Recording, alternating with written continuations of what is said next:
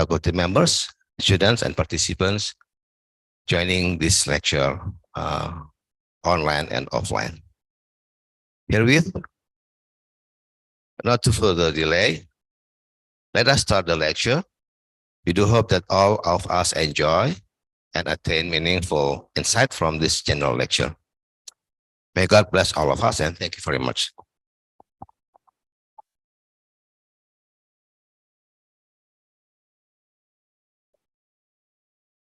Thank you, Prof. Marco, for a welcoming speech. Today, thank you so much for being here. And before we start the talk, I'll just give you a bit of introduction about Prof. Barry Boggin. He is a emeritus professor from Loughborough University, and he's also expert in human physical growth and development, nutritional ecology, evolutionary biology. And he has spent most of his career in academia researching on human growth and evolution. And he has experience in longitudinal study in mild children in Guatemala. So today, actually we met through a friend, and it's through a series of coincidences, but the fate brought him here, and and I think that it will be beneficial, that his expertise is beneficial for the Faculty of Public Health and also the students that I teach. So today he's dedicating his time to give a talk about cohort and longitudinal study. While he was here, he paid for his travel here, and he's going to have a lot of knowledge sharing with us, and we will give him about cohort and longitudinal studies. So if you have any question after the talk, please don't hesitate to raise your hand and we'll have a discussion. For now, we were going to have a 30-minute talk and presentation, and then after that we can have a discussion until perhaps 11:30. All right. Okay.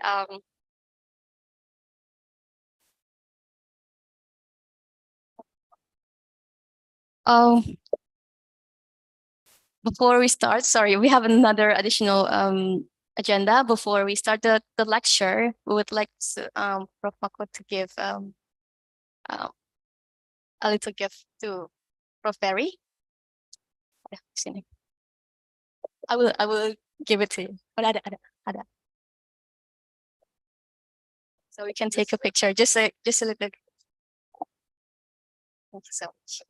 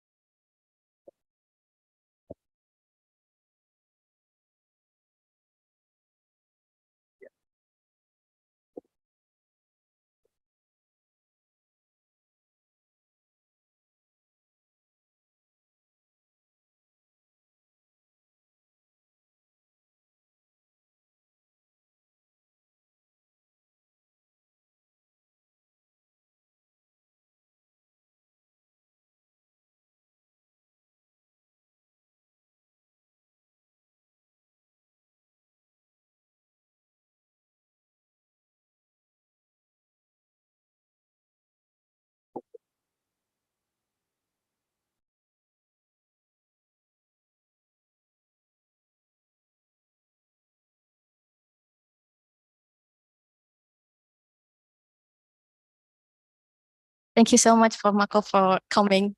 Do you need help too? Okay. All right. So we can start the lecture now. Provided the time is yours.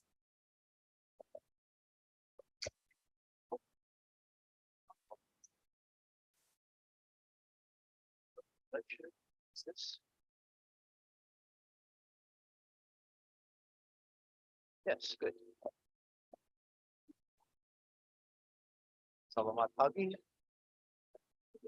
and salam alaikum. It is a great pleasure and honor to be here.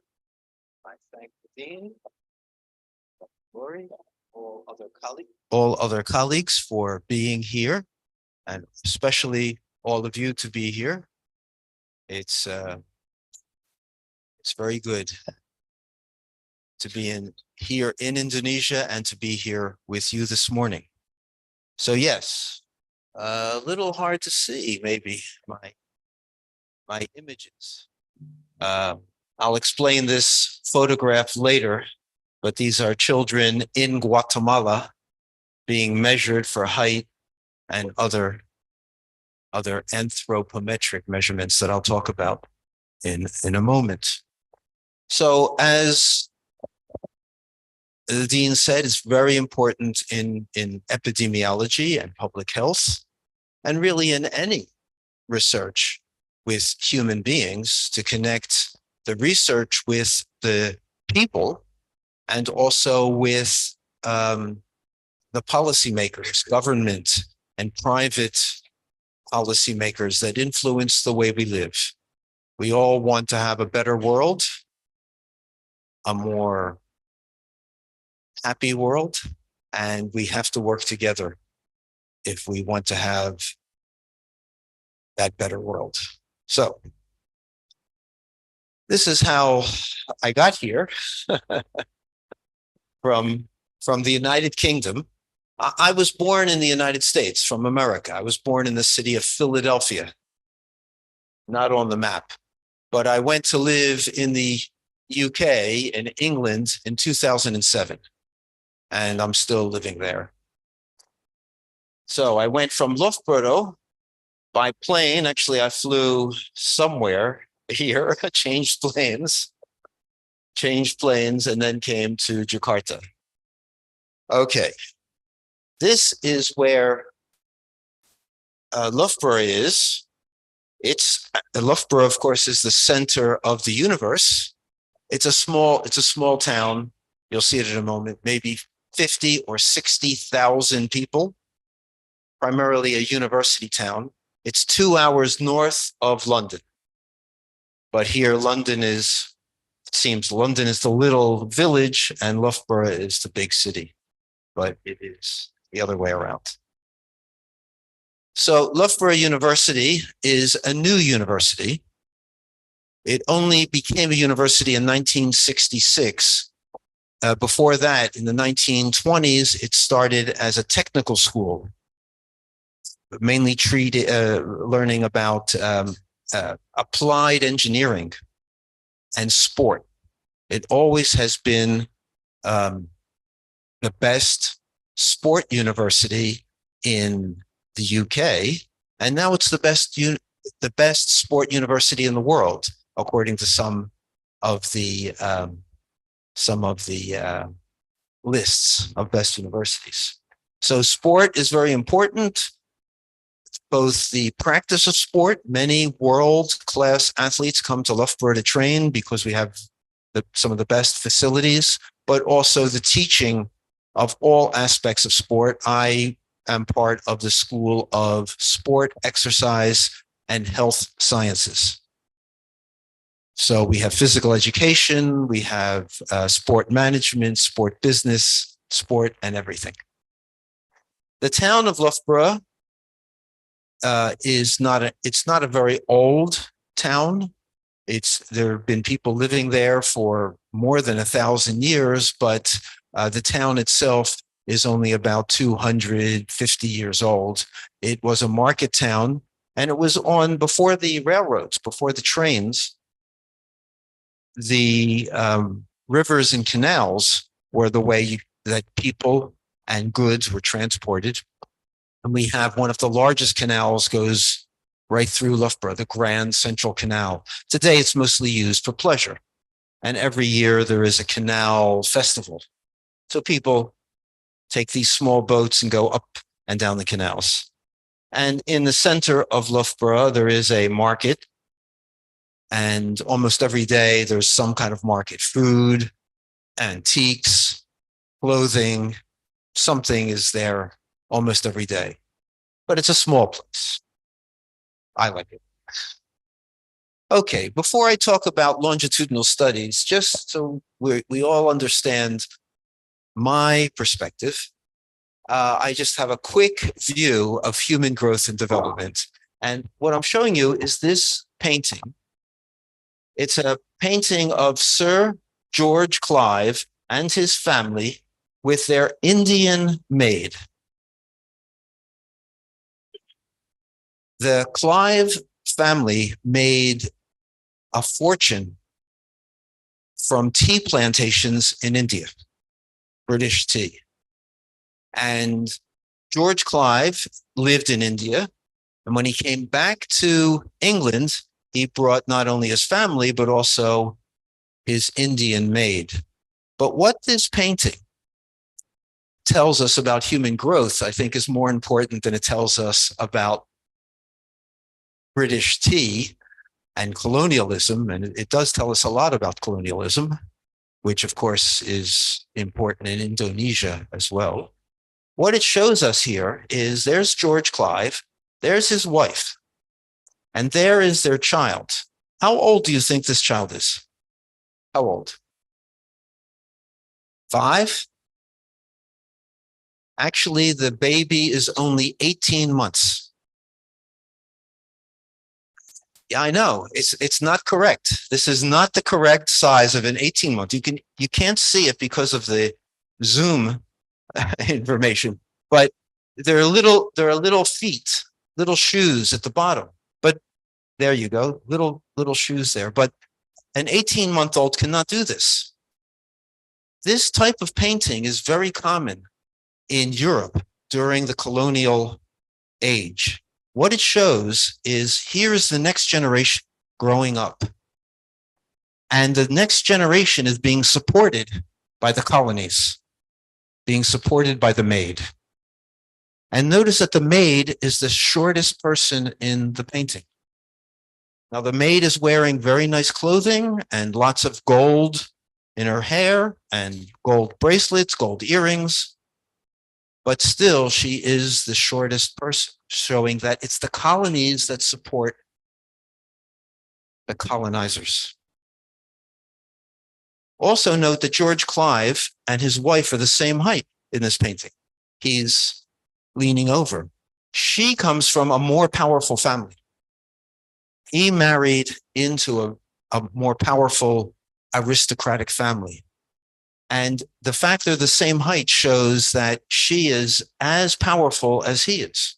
Because in artwork, in statues, in public places, in artwork in museum, and almost everywhere, height is a social signal of status and power.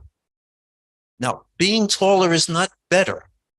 And very powerful people may not be tall, but in the way they are depicted in artwork or in posters, propaganda, they often make them big. If you go and look at the Egyptian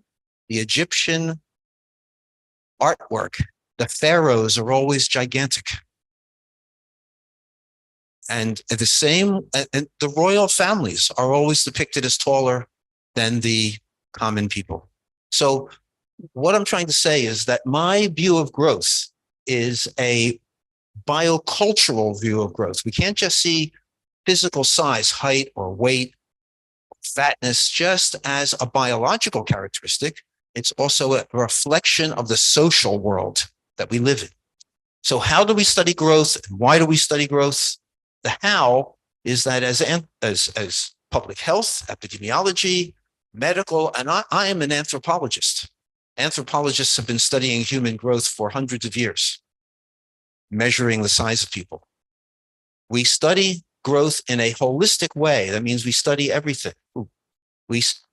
No, I don't want it to go automatically.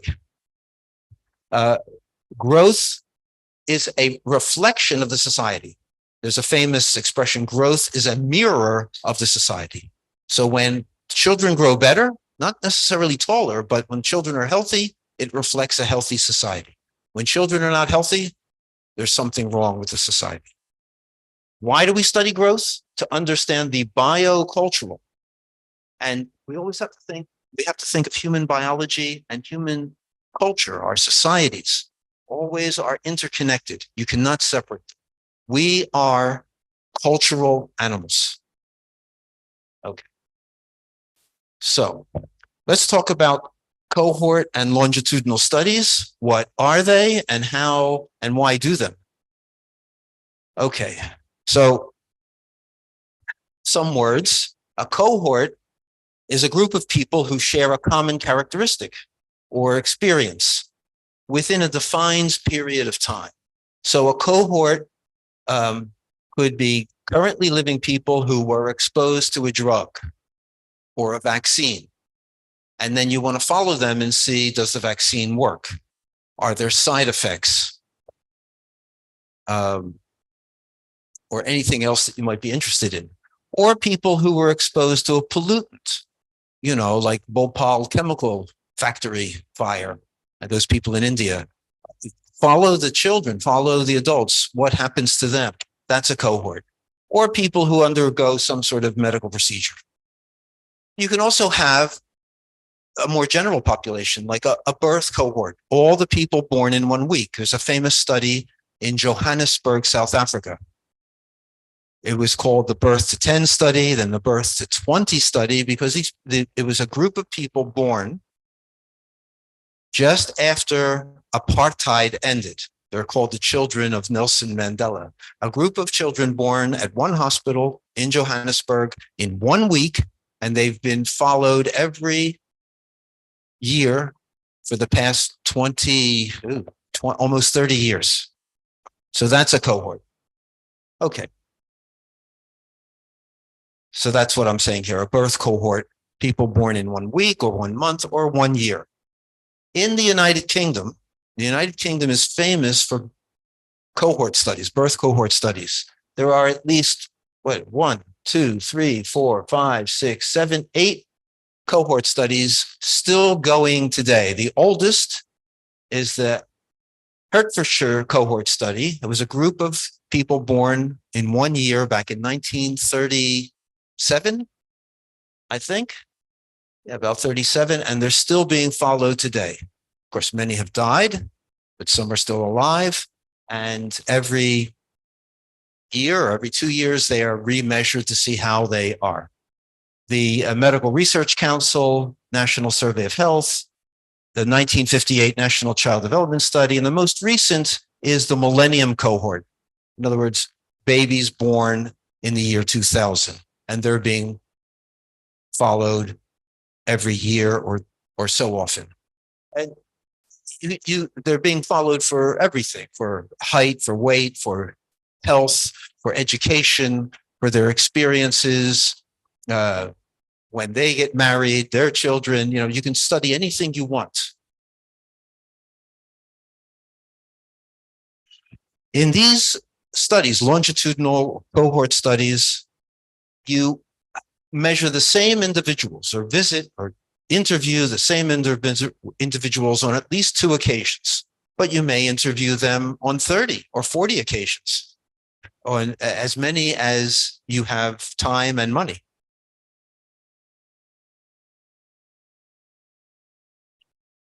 This slide says that prior to the use of longitudinal methods, the predominant kind of study was cross-sectional. Cross-sectional means I'm here today, I'm going to measure everybody's height here, and then I go away and I never see you again. So I get it's like one photograph today. I know how you are today, but I don't know where you came from or where you're going. So cross-sectional studies are good to get a lot of people measured very quickly, but they don't tell you anything about the history. And people live a long time. We've always lived a long time, and a lot of things can happen during our lifetimes, so that if I know what you are today, I may not know anything about what you will be in 5 years or 10 years or 50 years. Okay. The disadvantage, of course, of longitudinal studies is that, the disadvantage of cross-sectional studies is we could not study the changes over time, what I call the dynamics of growth. Okay. So let's just look at a life cycle, some stages in life. is really continuous forever and ever in one sense. But we'll start conveniently with birth. Here is a hospital birth. Most people throughout history, of course, did not get born in hospitals, but birth happens. Then there is an infancy period, and then a childhood period, and a juvenile period. And I'm not showing adolescence and adulthood and older adults and older elderly, but we have this continuous life cycle and things change. So we can see here, for instance, just changes in height. These two lines, this one is for girls or young women. This one is for boys. Boys and girls grow very similarly up to puberty. This is how tall they are. So this is their height in centimeters. At birth, about 50 centimeters long. And then these are data from Switzerland. So these boys are about 182 centimeters. The girls about 165 centimeters at adulthood. That's the distance curve, how far you've grown in any given time. But more interesting is the velocity curve, how fast you're growing at any given time. Newborn babies are growing very fast, 20 centimeters per year. They're born at 50 centimeters long. By 1 year of age, a baby will be about 75 centimeters long. That's a lot of growth. But growth rate slows down to about 6 centimeters per year in childhood, slower during the juvenile phase. And then with puberty, you enter the adolescence phase, and both girls, the green line, and boys, the red line, have an increase in rate of growth called the adolescent growth spurt. And then skeletal growth ends when you become a mature adult, when you're ready to start having your own family. A cross-sectional study can only tell you about distance. You measure the children today, let's say in a school, from year 1 to year 10, and you only know how tall they are. You don't know their rate of growth. You don't know anything about this. You don't know when their adolescent spurt occurs, if it occurs, and how intense it is. So you miss all of this information about individual changes, and which is very important because two girls, one girl, both are 12 years old. One girl may be almost finished her adolescence. In terms of maturation, she's somewhere out here. And the other girl is still back here as a juvenile in terms of rate of growth. So amount of growth and rate of growth are different things. And in epidemiology, public health, pediatrics, any way we try to help children, we have to know about their maturation, and we have to do longitudinal studies. Good? Right. And we have to analyze the data properly. So to do good longitudinal studies, you need to work with other scientists, such as statisticians and mathematicians. Here are 3 individual adolescent growth spurts. Child 1 is an early maturing child. You know, the growth spurt peaks at 10, then this one at 12, and this one at 14 years of age. If you just compute the average of those 3, you get this line, which does not represent any of these children. So if you analyze longitudinal data as if they were cross-sectional, you don't get the correct information. You have to use mathematical techniques that merge the 3 growth curves, and then you get a true average. You know, this one is essentially that one, the average. So it's not their age. Here we have their age. Here we have merged them based on the point of maximum velocity or maximum rate of growth. So longitudinal and cohort studies are very good, but you need to know how to analyze the data correctly. Most people, even today, still analyze longitudinal data as if the data were cross-sectional. And many of the papers in the literature are wrong. They're incorrect because they have not used the correct mathematical tools. Okay. I have been working in Guatemala. I'll show you where, well, I'll show you now. There's Guatemala. This is North America, Canada, United States, Mexico, And that reddish area, that's Guatemala. It's a very small country. About 18 million people live in Guatemala today. Half of them are descendants of the local people, the indigenous people, but with the Spanish and Portuguese who invaded and colonized the Americas around the year 1500. They call themselves Ladinos, these people who are mixed and think they're more Spanish. The other half of the population still identifies as indigenous, and they call themselves Maya people. They're the people who built the pyramids of Guatemala and southern Mexico. So each one of those is an important Maya archaeological site. So all throughout this southern Mexico, Central America region. Today, there are at least 7 or 8 million Maya living in Guatemala. Many people think the Maya are all dead, but that's not true. 7 to 8 million people who identify as Maya. So I've been working there since 1974. I'm old. I did my PhD research in Guatemala, 1974 to 1976. And I go back every few years. I was in Guatemala this year in May. And we're still analyzing data from our longitudinal study of children and adolescents. It's that's Spanish. Estudio Longitudinal, longitudinal study. This study started in 1953, and we stopped measuring in 1999. So 40 years of data. I'll explain more about it. We published this paper in the journal Public Health Nutrition, 4 decades of socioeconomic inequality and secular change in physical growth of Guatemalans. And these are some of my colleagues, including the Guatemalans, Andres Galvez Sobral and Luis Furlan, and a statistician, Tim Cole, my PhD student, Lena Mansukowski, and some others, and there I am. Okay, so that's where we work. So here's that photograph from the beginning. The study is called the University of the Valley of Guatemala, Longitudinal Study of Child and Adolescent Development. Very long. And we measure height and weight.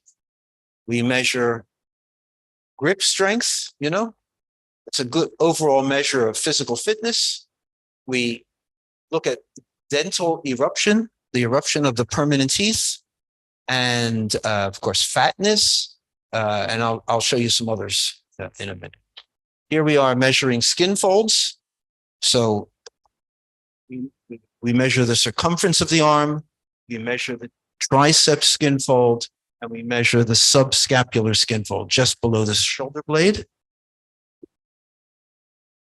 We also take an X-ray of the hand and the wrist. I'll explain this in a moment. Well, I'll explain it now. As children mature, their skeleton not only grows longer, but the bones change from pre-skeletal material, cartilage, eventually into ossified bone, the hard bone. And you can see this change in X-rays of the hand and the wrist. This is the wrist of about a 4-year-old. And you cannot see the bones of the wrist. They're there, but they're made of something like cartilage, like at the end of your nose. And that is, the X-rays pass right through that. When the bone begins to ossify, harden, then you can see the bones of the wrist, and here are the growing ends of the hand bones and the growing ends of the finger bones. So this is about a 13 or 14-year-old child's hand.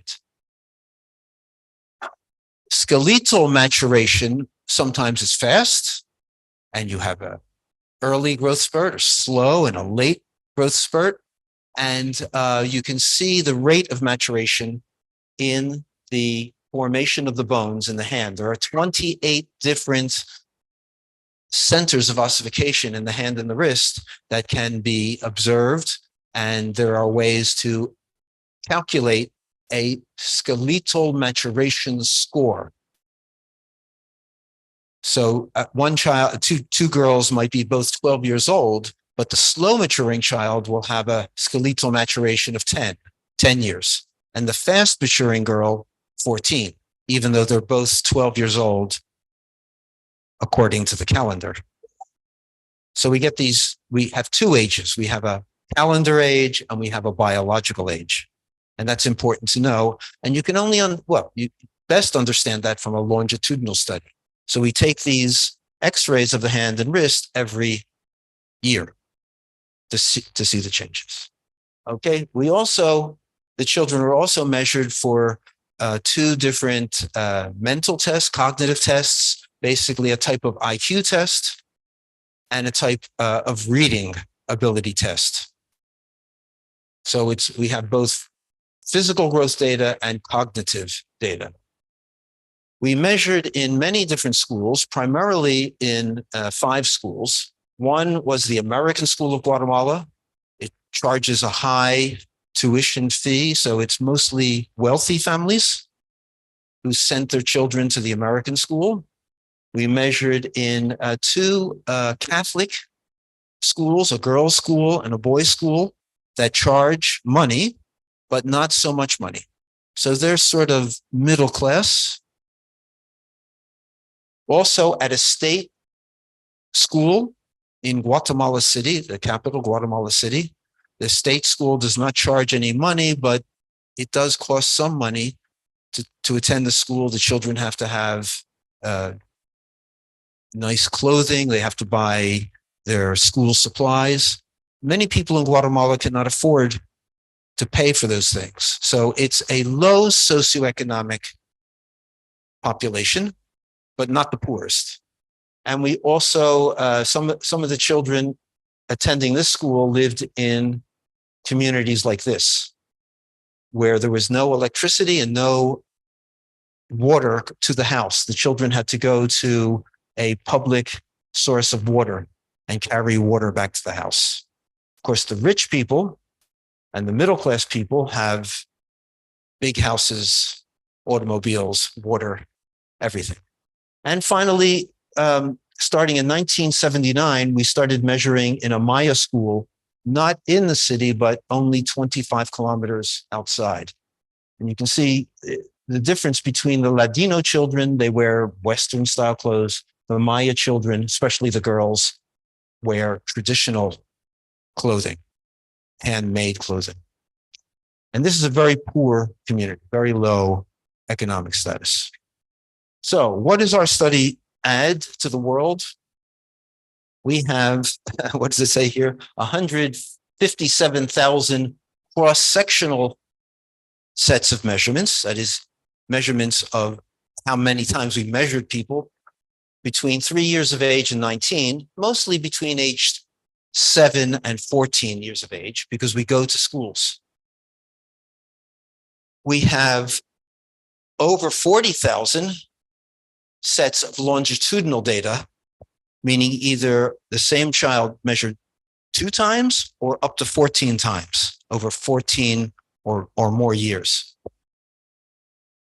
We have measurements of height, weight, muscularity, fatness, physical performance, biological maturation by skeletal and tooth eruption, and general intelligence reading. So lots and lots of information. We have lots of ethnic variation and socioeconomic variation because we have the Latinos, there are some Europeans and North Americans in Guatemala, and we have the Maya. The Maya are the largest Native American ethnic group. As I said, 7 to 8 million alive today. So it's the most populous Native American group. And we have lots of socioeconomic variation. I don't know of any other study in the world that has these characteristics. There are many other longitudinal studies, but not the ethnic and socioeconomic variation. Now, where would you find these data? And you can get these data and analyze them today. But before the year 2016, this is where the data were. This is the problem with many studies, any kind of study. Where did the data go? Well, we had the money to collect the data, but we did not have the money to analyze the data properly. I wrote many articles with the data, but just small data sets, because everything was on paper. Everything was paper and pencil, or it was the X-ray films, but not very little was in a computer. So all of this was stored in a garage. Anyway, this was stored in a garage near the university, in these cabinets, in these boxes. This is useless. You can't do anything. But in 2016, I had the great luck to be contacted by the Bill and Melinda Gates Foundation. They were interested in our data. They had read some of my articles. I didn't contact them. An officer of the foundation contacted me and said, "We want your data. What do you need?" I said, "I need money." And guess what? Bill and Melinda Gates have lots of money. So the foundation was interested in child growth and development, especially prevention of stunting. Prevention of stunting. And the Maya are the most stunted group of people in the world. In parts of Guatemala, 70% of the Maya children are stunted. So I know there's big problems of stunting in Indonesia, in India, in other countries, but Guatemala has the highest prevalence. So the foundation wanted our data and they provided money. It wasn't really a lot of money. It was in US dollars, it was about $250,000 to organize all the data and the x-rays and everything. And that required, a lot of people and a lot of time and machines. So it wasn't a lot of money, but we now have a good database. And the Gates Foundation program was called Healthy Birth, Growth and Development Knowledge Integration. And it still exists. And our data are in a database with the foundation, but we also have our data. But many, many other studies are all linked together through the foundation database. And you can get those data if you ask nicely. So those are some Maya girls, just to show you what we're doing. And the principles of the Gates Foundation study and my principles are that all children have a healthy range for cognitive and physical development. You don't have to be very tall. You can be short, but outside the range. Too tall, too short, it means something's wrong. And here, the second principle is that growth and development outside the range is a response to a bad environment. So let me just show you some of the data. I'm not going to do a lot of data presentation. We can talk about data later if you'd like. But here are some of the data. Is it okay if I stand? So these are boys' height. I only have 3 groups here. We measured mostly in 5 schools, but we combined it into the very high socioeconomic Latinos, the high socioeconomic status Guatemalans, and this is their height. This line here is the 50th percentile of the World Health Organization references for height for age. So you can already see that even the wealthy Guatemalans, the green line, it's below the 50th percentile. It's about half a standard deviation below. And what this line represents is boys and girls born in different years. So it's sort of different birth cohorts. So this is 1979, when we first started measuring at the Maya School. This is 1984, 1989, 1994, 1999. So these richer, wealthier children are getting a little bit taller over time. but they're still below the World Health Organization reference. If they were living in the United States, they would be at the reference or above. So there still is some growth deficit. These are the low socioeconomic status Ladinos, the children attending that state school in the city. And they are much shorter. And you can see back in 1979, they were almost on average stunted. That point here, minus 2.01 standard deviations would be stunting. So they're almost stunted, but they're getting a little bit taller. And then this reddish line are the low socioeconomic position Maya, the children in that school in the village 25 kilometers outside the city. And they are stunted. They just about are not stunted by 1999. Now, these lines represent a complex, well, sort of complex statistical and mathematical estimation of group height for the different cohorts. So it's a multi-level statistical model, and our statistician does that work. I understand what he does, but he's much better at it than I am. So you can see these big differences. So these represent huge socioeconomic inequalities between the wealthier and the poorer. And same for the girls, right? And you get the cohort and longitudinal trends. So it's a very powerful way of looking at the changes, which are small changes in the socioeconomic environment of Guatemala over the past 20-year period. We also have data on the body mass index. You know the body mass index. It's your weight in kilogram divided by your height in meters squared. It's an estimate of your weight for height. Some people use it to say, oh, if you have a very high body mass index, you're too fat. No. Body mass index is just weight for height. So if you're very high, it could be fat, but it could be muscle. So someone like Arnold Schwarzenegger has a very high body mass index, but not so much fat. So remember that body mass index is not fatness, and especially in children. But what we see is there's these very big differences in height, not so big differences in body mass index. So the weight for height is closer. And in fact, the rich Guatemalans are above the reference. So they're heavier for their height than average for the World Health Organization. And the poor Guatemalans are just about at the average. So Guatemalans as a population tend to be a bit shorter, but heavier, both fatness and muscle and muscle. And we've analyzed the fatness, we've analyzed the muscle. I'll talk about that next time I visit. But they are getting fatter. We from the skin folds, we know that over time, the children were getting fatter. And that's common throughout the world, here in Indonesia as well. Children are getting a bit taller, but they're also getting fatter. We need to do something about that. Okay, any questions?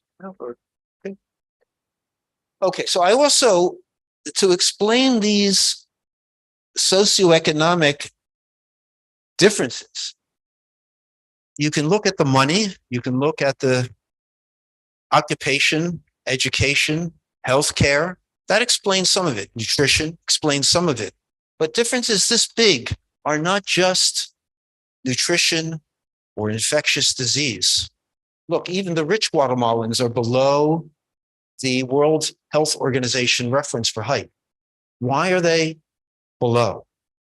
So I wrote an article back in 2021 called Fear, Violence, Inequality, and Stunting in Guatemala. Guatemala has a history for over 500 years of colonization and conquest. And that is violence, and that makes people afraid. That history of colonization, conquest. So those are the Spanish conquerors. And even today, this is today in Guatemala, Guatemala had a civil war that started in 1960, and did not end officially until 1996. Hundreds of thousands of people were killed. Millions migrated from Guatemala to Mexico and to the United States. I'll talk about some Maya in the United States in a moment. These women are at a remembrance for people who were killed by the Guatemalan army in their villages. There still is a kind of peace and reconciliation process trying to happen in Guatemala. But Guatemala, even today, is still a very violent place. So people live in fear. And what I have found, and not just me, but others have found, is that when children and their mothers and fathers grow up in fear and there's violence, that creates a chronic stress response in the body, a biological response from the stress hormones. And those stress hormones stop the growth hormones. And you get shorter stature for everyone, even the rich. So we need a peaceful society and a place where people have hope for the future if we want to have good growth for the children. Not to make them giants, but just to make them grow above the stunting range. Okay. So we live in Guatemala, many people live with bad stress. Of course, in our life, we have good stress. And ultimately, we need what I call love and hope, not romantic love, but the love of our society. The love that when society gives to all people, the food, the healthcare, the education they need, so they have hope for the future. You're here at university, you have hope, and you have been loved. We have to give that to everybody in order to have a better society, not just in Indonesia and Guatemala, but in England, UK, in the United States, everywhere. Okay. So I wrote an article also about social, economic, political, and emotional factors. These emotional factors that must be given to children to grow well. So this is just about stunting. This is one of my colleagues. She is 159 centimeters tall, and that's her height Z-score, minus 0.23. So she's just a little shorter than the average woman in the World Health Organization. This Maya grandmother is 143 centimeters tall, and that's an indication she was stunted as a child. Below 150 centimeters for an adult woman means she did not grow well as a child. That's not for an individual. An individual may be just 143, but a lot of the grandmothers are 143. So the population is too short. And the granddaughter, who is 9 years old, she's 122 centimeters. Her Z-score is minus 1.15. She's okay. She's short, but not stunted. But in this community, 31% of the boys and girls were below the -2. So 31% were stunted and 17% were obese or overweight. So that's just showing the images. And lastly, I want to talk about a group of Maya boys and girls who came to the United States. Fear and violence cause migration. People run away from fear and violence. Parents love their children and they want good things for their children. So they leave the places where there's fear and violence and they go to better places, what they hope are better places. And more than 1 million Guatemalans went from Guatemala through Mexico to the United States. And I measured some of the children in Los Angeles, California, and also here in Florida, the state of Florida, in Central Florida. Okay, so these are Maya girls having fun in Florida. And what we found is that here are the Maya in Guatemala. That line, they're all 9 years old. That line is the World Health Organization median height for 9-year-old boys and girls. You can see they're all below. And there, the line is also there. These are the Maya in Florida, and they're at or above the line. The line is right there. So that girl is above, she's above, he's right on the line. So in the United States, the Maya children grow more. Many of them were born in Guatemala. This is not genetic. It's not like the genetically tall ones decided to leave. When they come to the United States, there's clean drinking water. They get breakfast and lunch at school, and they don't live in the kind of fear and violence that they lived in Guatemala. So that's the boys and girls in Guatemala.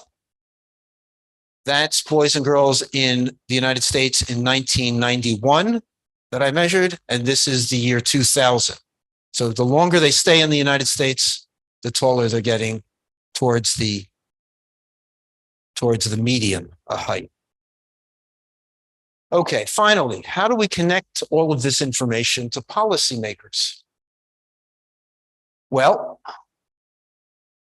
there are many things we can do. There's not time to talk about them all. I just list them here. I hope you'll have access to this PowerPoint so you can look at this more slowly. The determinants. What are the key determinants of stunting and their interactions? All of those social, economic, political, emotional, nutritional, infectious disease, all those things. Nutrition is certainly very important. Sanitation and healthcare and the social, economic, political, economic factors, very important. How does all of that affect cognitive development? So you need to get the Ministry of Education involved. When should we have interventions? When should we act? When in the life cycle?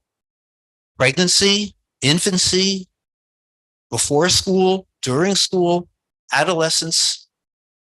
We need to focus our interventions because we don't have unlimited time and unlimited money. And then we need to integrate knowledge from all the different fields of interest: psychology, education, public administration, business. Everyone has to integrate to know the when, the what, the who, and the how of, I'm just focusing here on stunting, but on healthy child growth. So there's a lot of pieces in the puzzle, and we need to work together with many different colleagues to put the puzzle pieces together to understand how to solve the problem of healthy child growth. And finally, we need to connect with communities. And we have a project that works with the Maya communities in Mexico. It's called the Maya Project. This is an image of Maya history from their origins, their creation story up to the present day. You can't see it, but there's Maya teenagers here with mobile phones and computers in their hands. We blend art and academic research to portray the biosocial realities of Maya people in Mesoamerica, or Central America. And you can go on your own to the website, mayaproject.org.uk. The webpage is undergoing a renovation today, but you can see some of it there. And we have lots of photographs and paintings by Maya artists that talk about living conditions, religion, nutrition. And this is for the Maya people as well. We've had presentations in Mexico and in Europe about the Maya Project. We could have one here in Indonesia if you invite us. Okay. And then there's more in my book. I'm going to, Dr. Lurie will know how to get e-versions of the book, should be in your library, which just came out in 2021, Patterns of Human Growth. So there's a lot about the Maya. Thank you very much.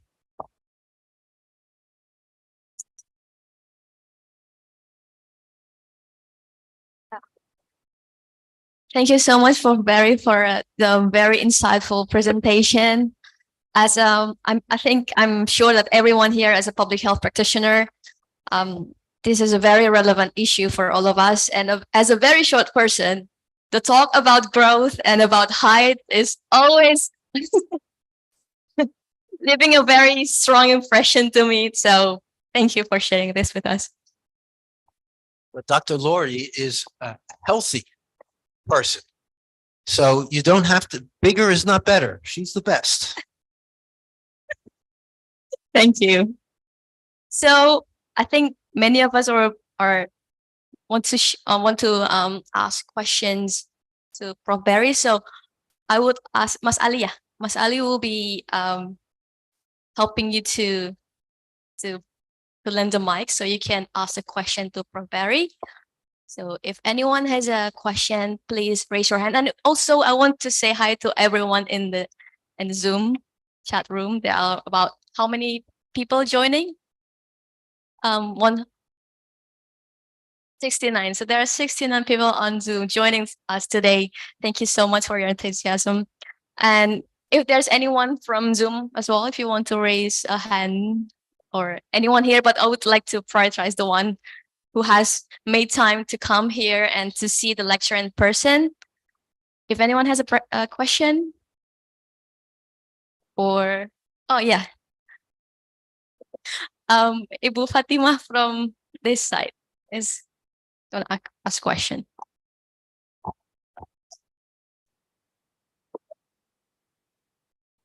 Thank you very much, Professor Devi, for your lecture. Maybe you will hold the disclaimer. Student, I'm actually a junior member and the department of nutrition. So I can pretty much relate to your research. That is actually what we in the department always do. I actually have a question. So first one, maybe on this issue about after the picture. I think it's probably more relevant to here than we in the movie competition department always see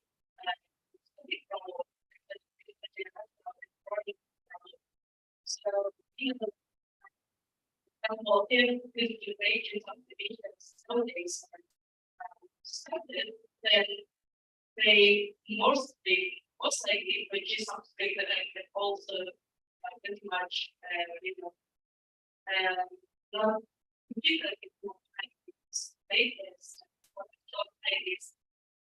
maybe when the next meeting goes they can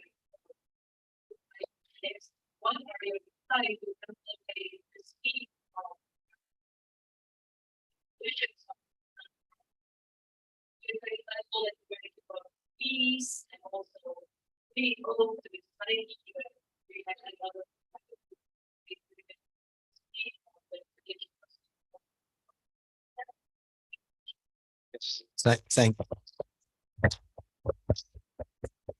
Thank you. That's the best question.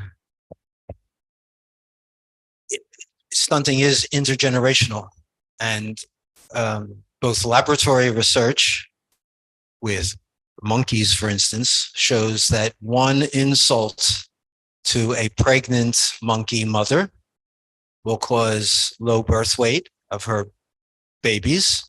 And when those babies grow up, even if they're healthy, their babies will be small. And it'll take 4 or 5 generations to recover from a nutritional insult from the great-great-great-grandmother. So yes, we're not going to solve stunting in 1 year or one lifetime.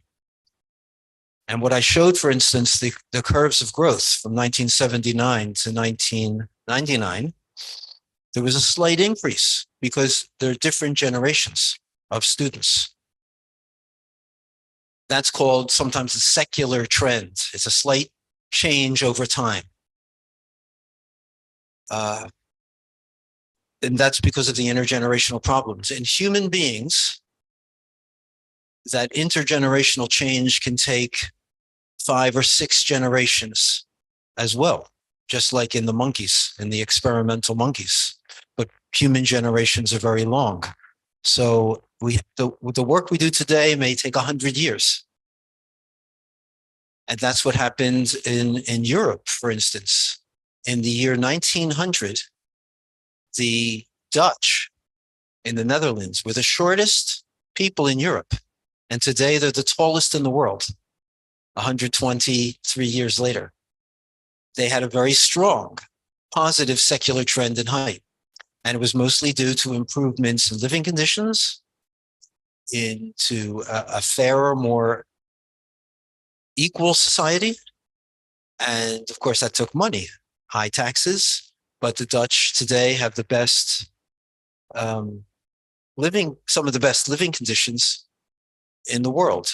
So it's going to take time. But where to start? That's one of the questions. Where to intervene? Certainly, juvenile and teenage girls need help because they are going to become the mothers in the future. And you must help the girls of today if you want to have healthier babies tomorrow. Thank you. Thank you, Prof, for the answer. And thank you for both Fatima for your very great question. If there's anyone who wants to raise a hand and wants to ask more questions. Oh, there's another one.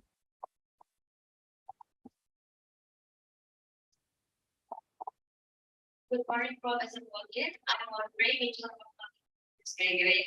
So I'm really interested in your presentation. It's Guatemala people migrate to get a better life, and the Mayans avoid violence in Guatemala.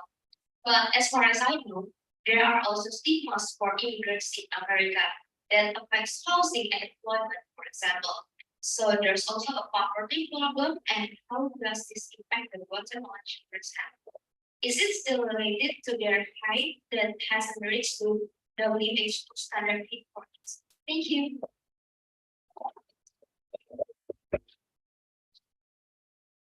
Thank you.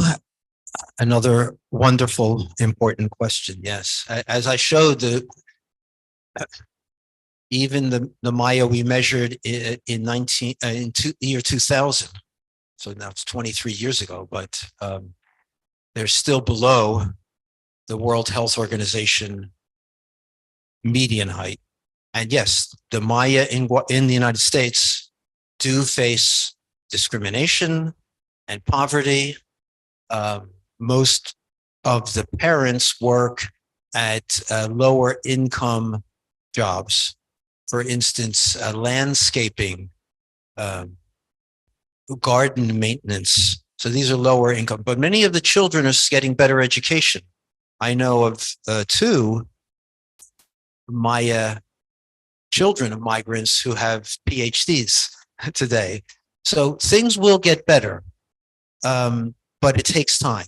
And there's still, in the United States, there's tremendous amount of racism and discrimination and poverty. For such a rich country, the United States still has very high levels of poverty for too many families. So it's a problem that we still have to deal with everywhere in the world. I can just give you my own personal history. My grandparents, my mother's parents, came to the United States in 1918 from what today is Ukraine. There was fighting and violence and fear in Ukraine. They left Ukraine just before World War I, and they were refugees in Europe during World War I. And eventually my mother's mother was 8 years old when she arrived in the United States. She was short. My grandfather was below average, but my parents were born in the United States and they grew up to be about average, and I am a bit above average. So it can happen very quickly, and it's not genetics. It's due to the fact that I was loved and had lots of good family and good support throughout my life. And I'm typical of these, 3 generations of migrants from Eastern Europe to the US with a positive increase in stature. Okay. So, yeah. So thank you. We still have about 30 minutes. Oh, there's another one. A lot of enthusiasts. I think that the one in the middle. Yeah.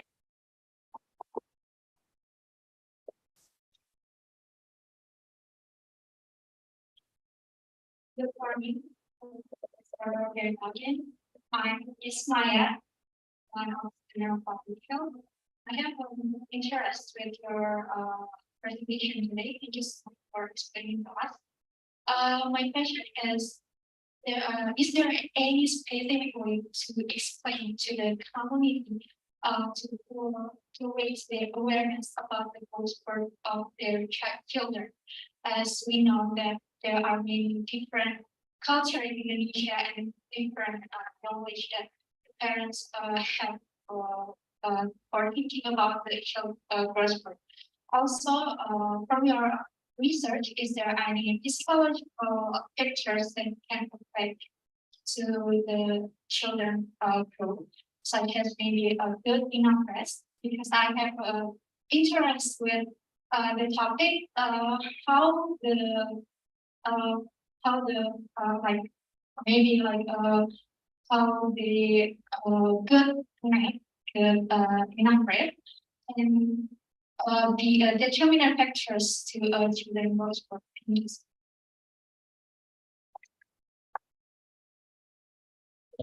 Thank you for another very good question. Yes,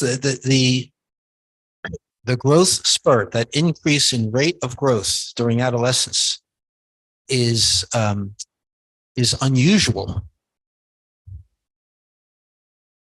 Human beings, I believe, are the only species that has such a big and noticeable growth spurt.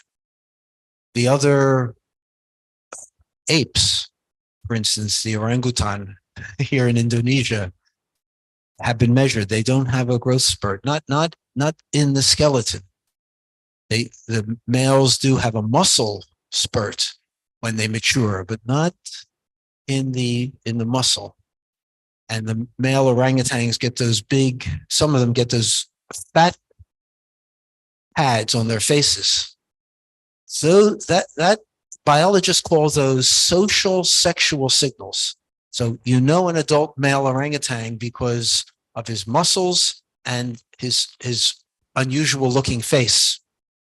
Same thing with gorillas in Africa. The males get very big and the hair on their body changes from black to gray. That's a social sexual signal that says, I am an adult male. And the females have these signals as well. And the human growth spurt, I believe, is also a social reproductive signal that says, I am becoming an adult. Now, a 14-year-old is not an adult, but 14-year-old, 12 or 14 is when the fastest rate of growth is on average. And it's telling everybody in the social group, in all ethnic groups, that this young woman, this young man is becoming an adult and needs special education, special training to become a successful mother, father, worker, whether it's working agriculture or fishing or working at the university. We need special training. So every culture in the world has a way of educating their teenagers and to make them into more successful mothers and fathers and workers in the society. So we need to respect the different ways, respect the different cultures and the way. Some people have what are called coming of age ceremonies, special clothing or special something special that the young women and the young men do when they begin to mature. And we need to encourage and respect those in order to have healthy growth and development. Does that answer your question?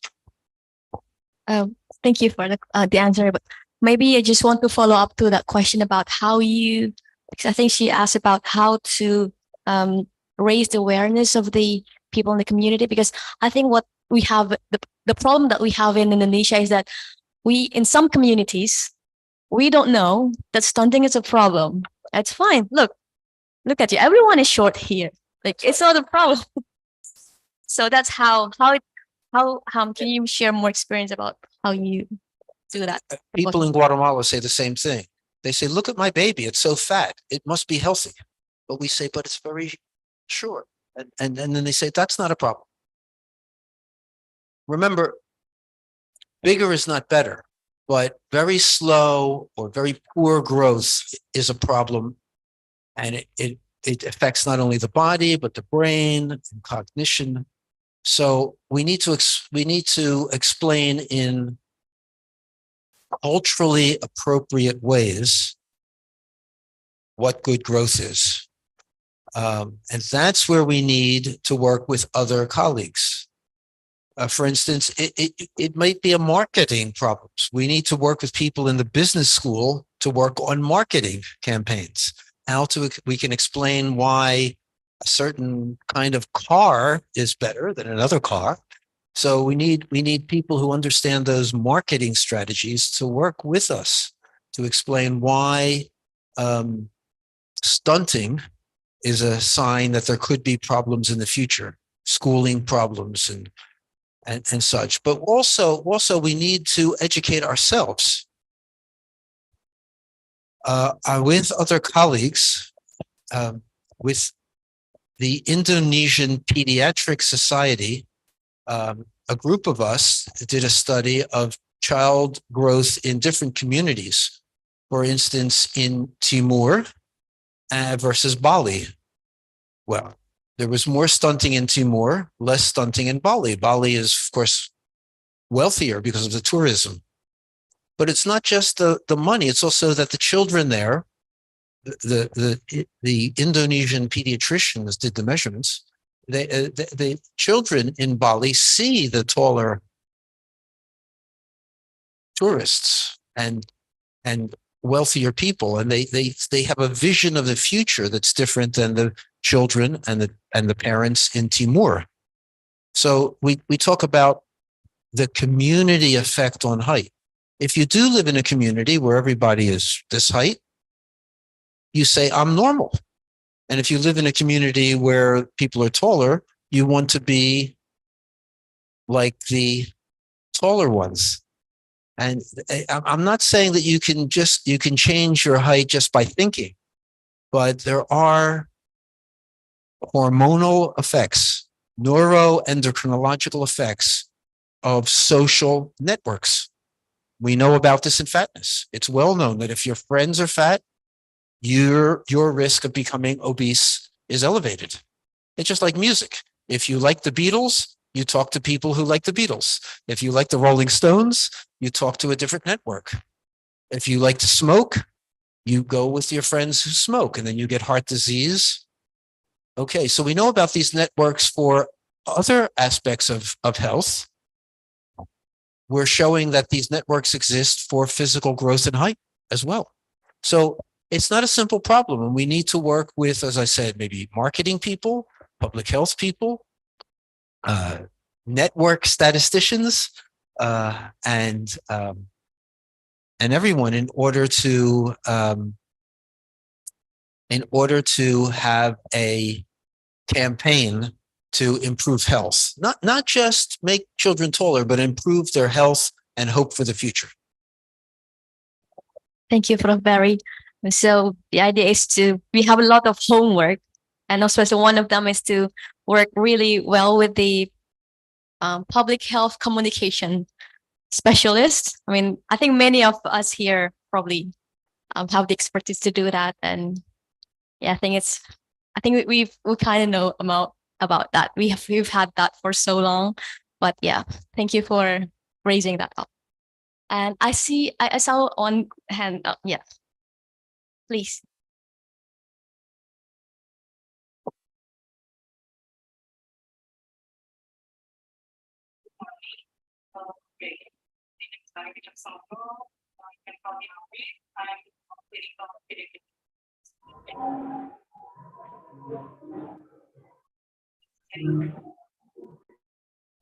Exposing point of view about this.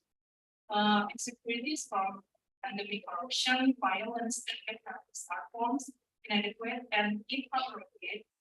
So psychosocial stimulation, which is one of the three primary means of starting as defined with the education. My question is, have you ever present about this article of research to the government or stakeholder about this issue? And how they respond about this? Because we know this issue has such a complex and needed innovation for the better future. And the second question is how we as a student can contribute when all this happens, especially in Indonesia.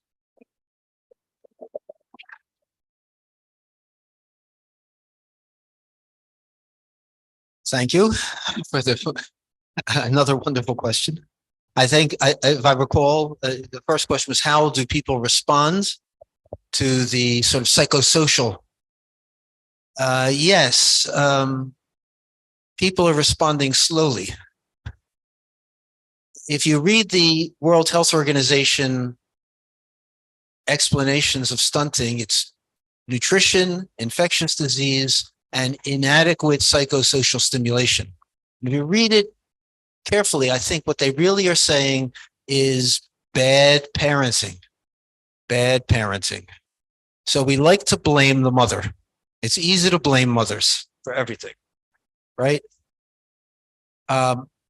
My view is it goes far beyond the mother. And really, we have to look for what some people are calling the upstream factors. These are the political policies, economic policies, not of the people with the stunted children, but people like me.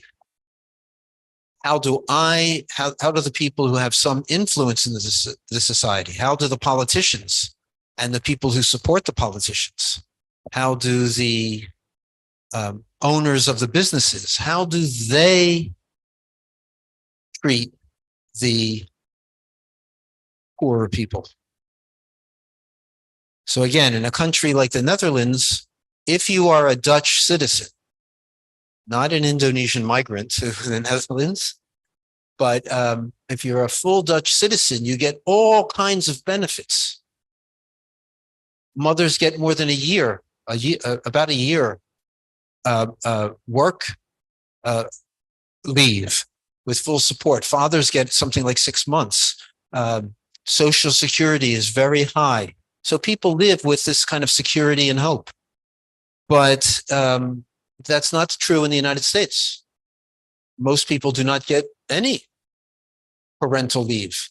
And 40% of people in the United States, all Americans, do not have adequate health insurance. So the Netherlands is significantly taller on average than the United States.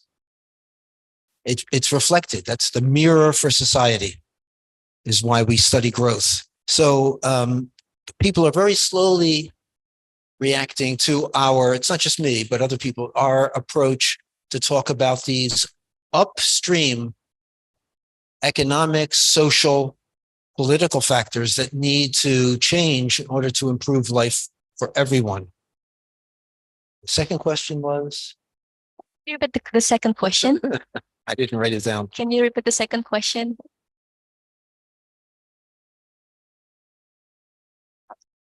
You can use the mic. You can use the mic.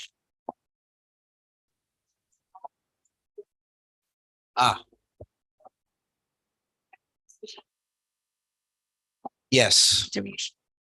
You have a very, very important role in society to apply the newer ideas in your everyday life. So,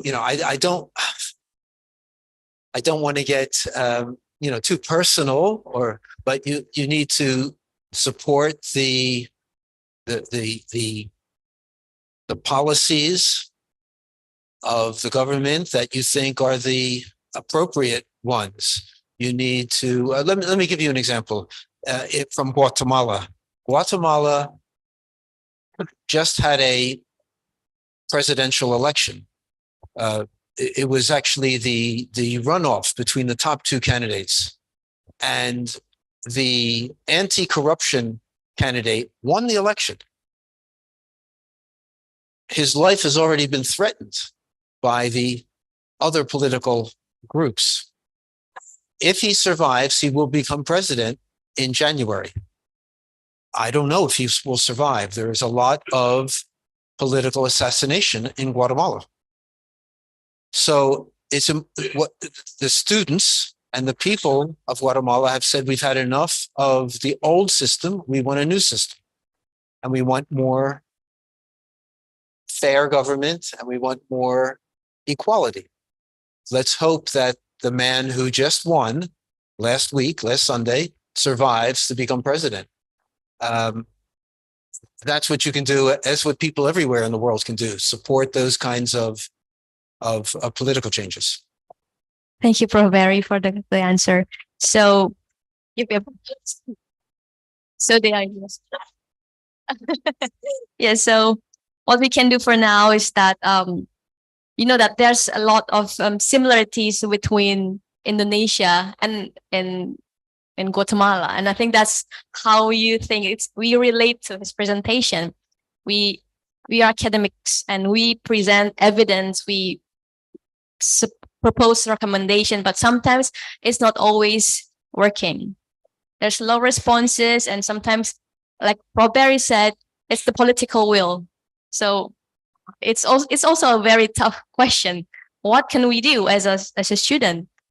I think at this point we have to really choose the leader that we think will bring positive political will to solve the problem, the health problem, including stunting, like this. I think I saw a question on Zoom chat room. Prof. Hadi. Oh yeah, Prof. Hadi. Gimana?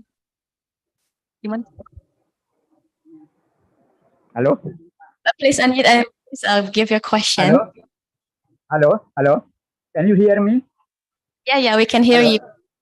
Yeah, sorry, I am in the hospital. So, Prof. Barry, I would like to introduce. My name is Adi. I'm from the Department of Health Education, but also from the Indonesian Perinatal Society. I think doing a study for 40 years is very interesting. You need to be tough and a lot of endurance. Yeah. I have maybe two questions. Yeah. The first question is that as I understand, in Guatemala, they are very well known of the kangaroo mother care. Do you know about it? Hello? Guru mother care. Yeah. Kangaroo mother care. Have you ever heard about that? Hello? Yes, I understand. Okay. So my question is that in your study, do you have differentiate the development of the IUCR and the premature? And also, do you have any information on the background in terms of early initiation of breastfeeding and history of breastfeeding in your study? Do you have any? And then probably if you have the skin-to-skin contact, the duration of the skin-to-skin contact. Can you understand? Sorry. So the first question is I just want to clarify. You're asking about if Prof. Barry has the variable on IUGR. Yeah, and premature. And prematurity in his study, and also initiation of breastfeeding. Yeah, initiation of breastfeeding, and then the mode of delivery and I mean skin-to-skin contact. Okay. Yeah. And then any variable on that? Yeah. Let me answer the first question. So he's going to answer the first question first, and then we can come back to you for the second question. It's all right. Thank you very much for the question. And so the first question was about intrauterine growth retardation or restriction. Yes, I don't do that work, but I have a colleague in Guatemala who lives in Guatemala. He's American, but he's lived in Guatemala 50 years. And his name is Dr. Noel Solomons. And they have done studies of gestational growth restriction, which is very obvious when you look at birth size, weight, and length in the, especially in the rural villages. So stunting begins before birth and continues afterwards. And they also do research on breastfeeding initiation and duration. So it's not really my research, but yes, it's very important. And appropriate breastfeeding and appropriate introduction of complementary food is part of the study that they're doing, and they can show it works. The kangaroo care is interesting because the Maya traditionally carried their babies on their backs. The baby is in a cloth cocoon on the mother's back, but all the mothers work together, so the baby can see other people all around the mother. So it's not, the baby is not so socially isolated, but the traditional way is on the back, not on the front. So they don't treat premature babies with kangaroo mother care like the one in, but only some of them, but it's not cultural. Yeah, in rural Maya villages, really premature babies don't survive. Oh, so the very premature babies in Maya community, they don't really survive, Prof. So they don't even have the chance to do the KMC because the baby sadly died anyway. Yeah. So does that answer your question? So you don't have the data on breastfeeding, yeah? I'm breastfeeding. So, Historia breastfeeding. Yeah. Yeah, the Maya women almost all breastfeed their babies. The problem is that sometimes they start introducing some other kind of liquid, which is not nutritionally complete. It's either mostly just water and fruit juice, and that can be a problem. So I don't do that research. Many other people are working in Maya communities. What the question about from the back, a good one about how is our work received? The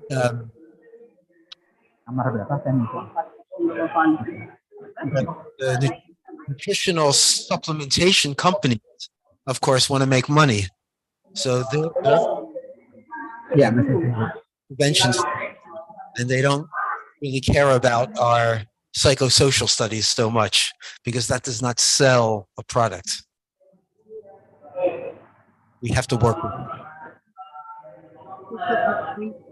Prof, did you still want to have another question, right? I have a pediatrician college. She's very well known.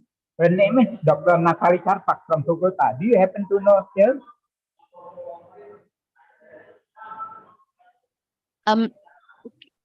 So, Prof, do you have a colleague from Bogota? Is that what you're saying?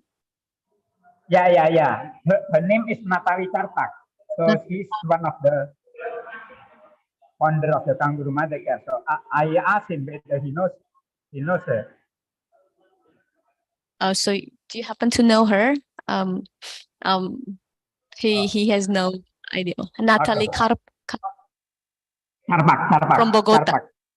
Yeah, from Bogota. But she's a French woman. Natalie Karpak.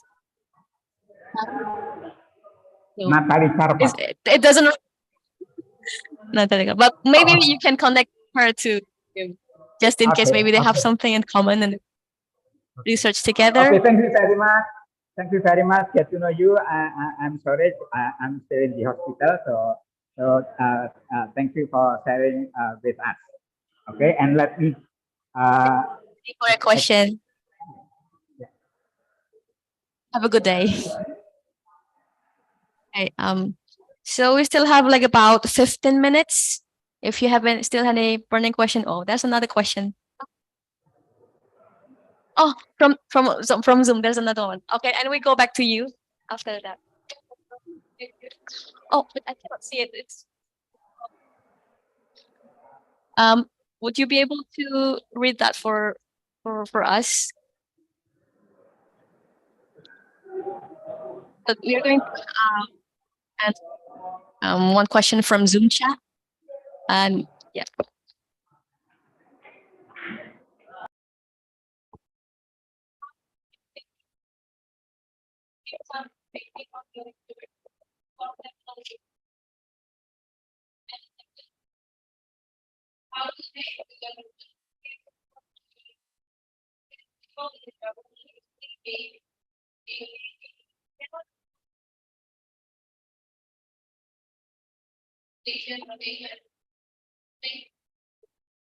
Yes, thank you for the questions from Zoom. They're very good as well. Maintaining trust or getting trust is the hardest part.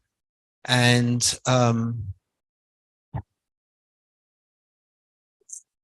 usually first I work with people at the university in Guatemala who know the country, who are Guatemalans, and they then go with us to important leaders of the community, and we meet the leaders and we explain who we are, and we explain a little bit what we want to do. And very often, when I can, I make a presentation, for instance, to a Maya group where I say, I understand that you have suffered. I show the pictures, some that I showed you. I know that you have suffered, your family has suffered, and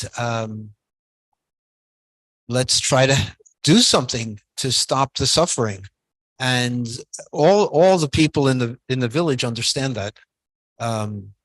But I don't speak a Maya language, and there are more than 30 different Maya languages, just like all the languages in Indonesia.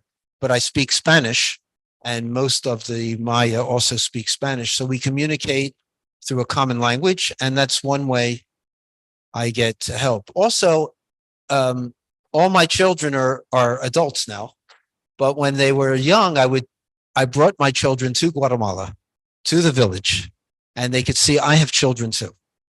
And that often breaks down the barriers because they're fascinated with my children. and they who would play with the Maya children, and that could help. So I don't recommend that you wait until you have children, but you can bring your children. So thank you for the first question. And the second question is about how to keep getting support from the government. That's very difficult. Government support is very, very difficult. I have, over the years, only twice have I met with government ministers. And How is that? it was not good. I mean, they were very polite, very polite. One was the Minister of Education, who had been working at the university. So there was a personal connection. She was very polite, but nothing happened. That was many years ago. And I think in 2017, I met with the special minister for, to deal with stunting. But he was from the sugar plantation industry. And later he was removed for corruption. So it was not successful. But he knew exactly what was happening. He had more data than I had, better data, which he shared with me, but nothing came out of it. Thank you for sharing that. I think I can totally relate with your experience. Like many people can relate to your stories as well. So we have a lot of work to do. Should we give the opportunity to, I think I have one at the back. Yeah. Oh, that's my student.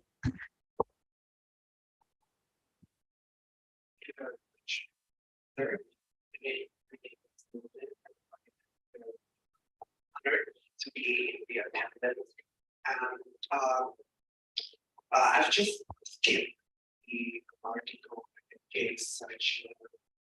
Yeah, maybe introduction to the society, how society look like in Guatemala, because here we we we rarely see Guatemala or any Latin American country, Asia. And the country in America that we usually see as or to ask, maybe country in Latin America, maybe Brazil, rarely Guatemala, but you brought you sort of brought us to follow the history of the our people period, and you in the article you mentioned and answering previous question you also mentioned I am Malaysia. So it's interesting that Indonesia and Guatemala have maybe similar condition that we have. We have like certain ethnic groups or certain people that lives in less approachable remote areas. I would like to ask a question about since you mentioned that in centuries ago the population is the population was incredibly impacted by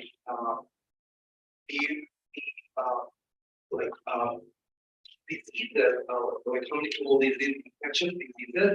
I want to ask a question about whether you also whether they are still right now impacted by those diseases like the European diseases, or whether they have built an immunity against it, and also about not just like the something that you wrote, but infectious disease in general. Are they now like more impacted than the other ethnic groups or the other people in Guatemala?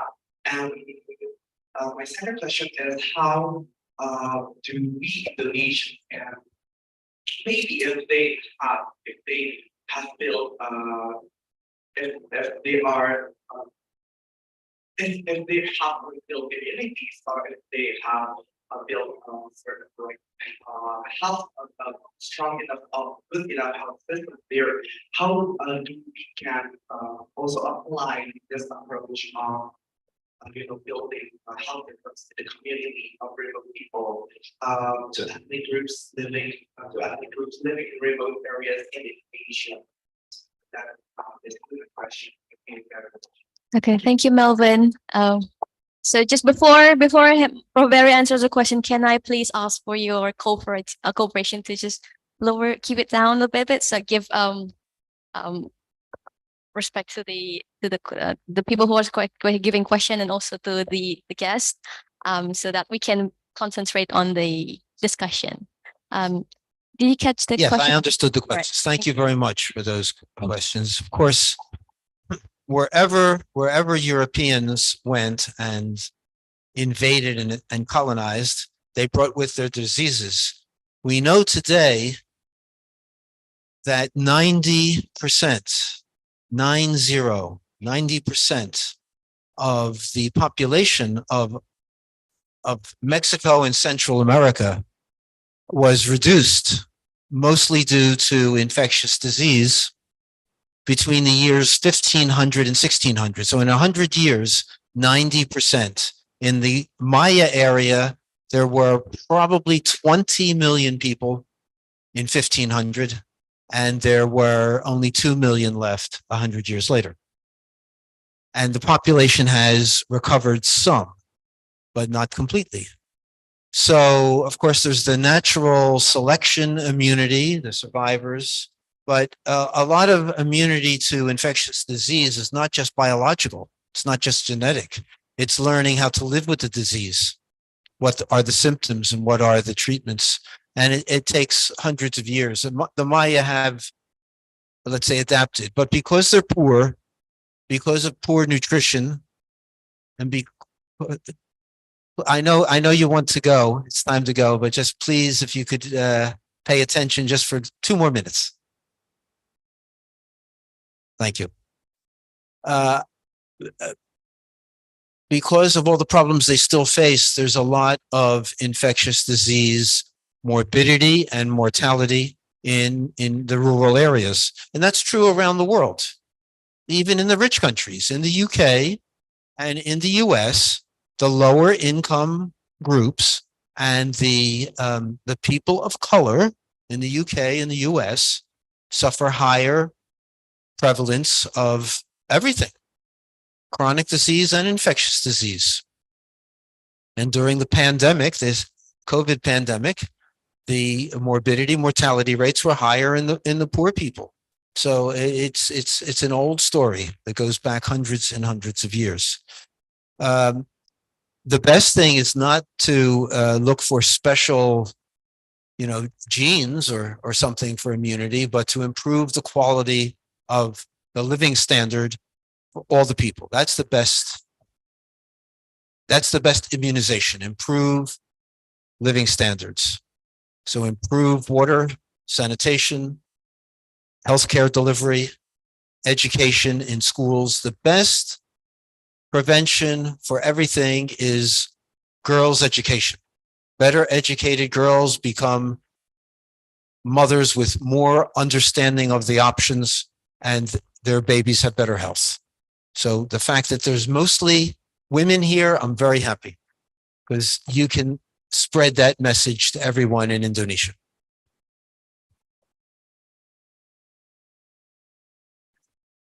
Does that answer your question, or do you still have one more to go? That's enough. All right, thank you. Is there any more question or it's time? Okay. All right. I regret because of the time, and I still I know that some of you might still have burning questions. Maybe some people in the chat room, but because we but Robert is here until this afternoon, and so if it will be nice to catch up with him during the prayer break. So just catch him while he is here. And I think it's time to wrap up the session. And thank you so much again, Prof. Berry, for being here and for sharing your knowledge and experience. I think it just sum up with a few take home lessons. So we learned today. Just 1 minute, please. So we learned today that the importance of longitudinal study and cohort studies in measuring growth, and also how measuring and evaluating growth. And growth itself, it's not just one simple measurement. It's not just one indicator. It reflects many things, and it's very complex, and there's a lot of interpretation towards it. And also we also learned from him that in Guatemala, we share a lot of similar problem and challenges in bringing people together, moving forward to a better health policy. But well, there's still hope, and that's what make people grow. Is that what Prof. Berry said as well? And I think one message about stunting is that because that's one of the issue that is very important these days, and also one of the the most popular issues everywhere in the news, and a very sexy topic for stakeholders as well. But one thing that we have to remember, that it's not going to be resolved in 1 year or 2 years. It's an intergenerational problem and process. Yeah. So we are going to we have to work together and solve the problem together. I think that's all from me, and thank you so much. Thank you so much again for coming and for your questions and your enthusiasm. And I think we can wrap this session. And is there anything else that we need to do after this, or we can just okay? Do we want to take a picture? Take pictures together. Okay, I think if you want, I know that some of you might have to leave because of the Friday prayers, but just to give appreciation to Prof. Berry and so forth, just worry. Anybody want to come up forward to take a picture with him so that we can have a good memory with him. And yeah, okay. Anyone? Thank you so much. Ada yang mau maju sama-sama? Selfie bersama nih. Mbak Ayu mungkin biasanya bisa menggiring publik. Yang mau foto bareng sini. Kenapa? Oh, dari sini aja. Oh, maybe it's better for you that maybe we can go there and take a picture together instead of they coming. Almost yeah. Thanks. Okay. Here, you're not here. Stay here. Oh. Stay here. Oh, okay. That's how we do. We do it there. Stay here. Yeah. Okay. All of them. Oh, okay. Okay. Okay. See you.